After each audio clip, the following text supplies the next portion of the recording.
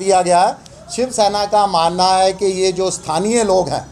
देखिए इनके रोजगार के जो इनको आज़ादी थी कहीं पर अपना रोजगार कमाने की, इनकी रोजी रोटी कमाने की, उस पर जो है वो ये कड़ा प्रहार है। देखिए जो प्रशासन ने निर्देश जारी किए हैं, जो प्रशासनिक की तरफ से आदेश आए हैं, उस पर 1968 का एक आंखें फिल्म का गाना जो है मुझे बिल्कुल स्टीक बैठता है कि गैरों पे करम और अपनों पे सितम। बिल्कुल ठीक इसी तरीके से जो है जम्मू प्रशासन इस समय काम कर रहा है कि एक तरफ आप बांग्लादेशियों को, रोहिंग्यों को, यहाँ तक के गैर स्थानीय लोगों को यहाँ पर बसा रहे हो, वो हमारे संसाधनों पर कब्जा कर रहे हैं, हमारी नौकरियों पर कब्जा कर रहे हैं, हमारे व्यापार पर कब्जा कर रहे हैं। वहीं अगर स्थानीय लोग कोई उधमपुर से उठकर या दूसरे ज़िले से जम्मू के उठकर यहाँ पर अपनी रोज़ी रोटी कमाने के लिए आता है तो आप उस पर जो है जोन बनाकर उस पर जो है हंटर अपना चला देते हो, प्रशासनिक निर्देश उस पर जो है लागू हो जाते हैं।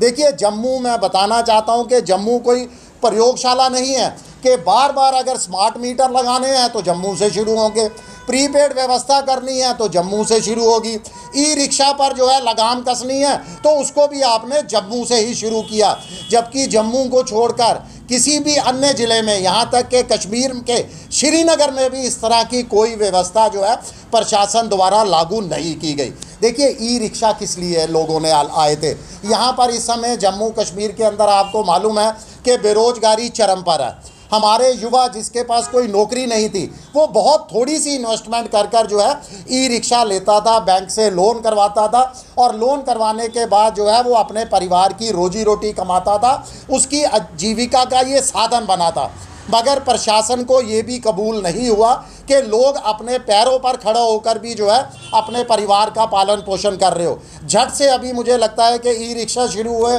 1 साल भी नहीं बीता तो प्रशासन ने जो है अपने आदेशों के हंटर चलाने जो है उन पर शुरू कर दिए। देखिए इससे ई रिक्शा चालकों को जहाँ पर नुकसान हो रहा है, वहीं दूसरी तरफ आम यात्रियों को भी,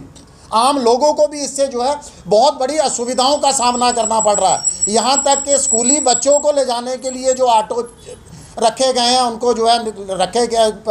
पेरेंट्स ने ऑटो वहाँ पर रखे हैं अपने बच्चों को ले जाने के लिए, उनको भी जो है मुश्किलों का सामना करना पड़ रहा है। वो बच्चों को स्कूल तक नहीं पहुँचा पा रहे, उनको 2-2, 3-3 ऑटो जो है वो बदलने पड़ेंगे। तो ये तमाम चीज़ें जो है मुझे लगता है कि कहीं ना कहीं प्रशासन से ये गलत आदेश पारित हो चुका है, जिसको शिवसेना ये मांग करती है कि तत्काल प्रभाव से ये ट्रायल भी हमको नहीं चाहिए,